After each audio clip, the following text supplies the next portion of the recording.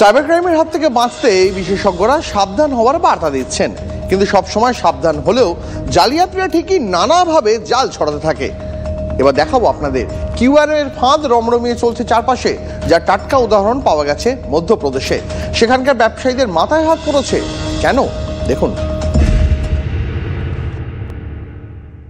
दुकान पे देखा कि क्यूआर पैसे ही नहीं आ रहे थे सुबह से। उन्होंने बताया कि एक ग्राहक ने बताया पहले कि ये नाम तो छोटू तिवारी करके किसी का आ रहा है।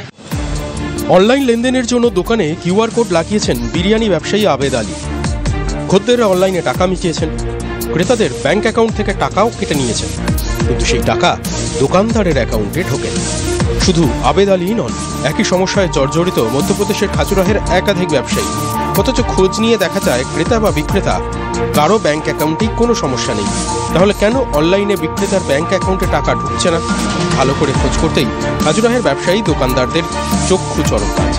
কারণ দোকানে রাখা কিউআর কোডই যে বদলে গিয়েছে, তাই ক্রেতা টাকা পাঠাচ্ছেন, সেই টাকা বিক্রেতার অ্যাকাউন্টে ঢুকছে না, টাকা ঢুকছে প্রতারকদের অ্যাকাউন্টে।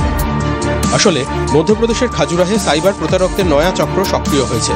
সেই সংক্রান্ত একটি সিসি ক্যামেরার ফুটেজে দেখা যাচ্ছে সন্দেহভাজন এক ব্যক্তি রাতে দোকানের দেওয়ালে কিছু একটা করছে।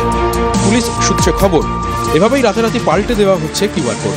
অনেক দোকানের দেওয়ালে কিউআর কোড লাগানো থাকে, সেই কিউআর কোডের ওপর নতুন কোড লাগিয়ে যাচ্ছে প্রতারকরা, ফলে টাকা পৌঁছে যাচ্ছে প্রতারকের অ্যাকাউন্টে।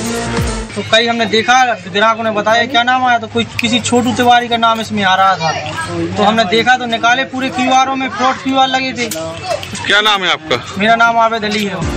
শুধু আবেদ আলীর বিরিয়ানির দোকানেই নয়, একইভাবে এলাকার ওষুধ থেকে মুদি দোকানে জালিয়াত চক্র রাতারাতি কিউআর কোড পাল্টে ফেলেছে বলে অভিযোগ। বাদ যায়নি পেট্রোল পাম্পও। ফলে ক্রেতারা তেল নিয়ে অনলাইনে টাকা দিয়েছেন, কিন্তু সেই টাকা পেট্রোল পাম্পের অ্যাকাউন্টে পৌঁছয়নি। ঘটনার তদন্ত শুরু করেছে পুলিশ। বিশেষজ্ঞরা তাই বলছেন, কিউআর কোড ব্যবহারে ক্রেতা বিক্রেতাকে সতর্ক হতে হবে। স্ক্যান করলে অ্যাকাউন্ট হোল্ডারের নাম ওঠে, সেই নাম যাচাই করে তবেই পেমেন্ট করা উচিত। টাকা ঢুকেছে কিনা সেটাও তখনই দেখা উচিত বিক্রেতার। সাবধান হওয়া ছাড়া উপায় নেই, কারণ প্রতি মুহূর্তেই জালিয়াতির নয়া পন্থা বের করছে প্রতারকরা। Bureau report, TV9 Bangla.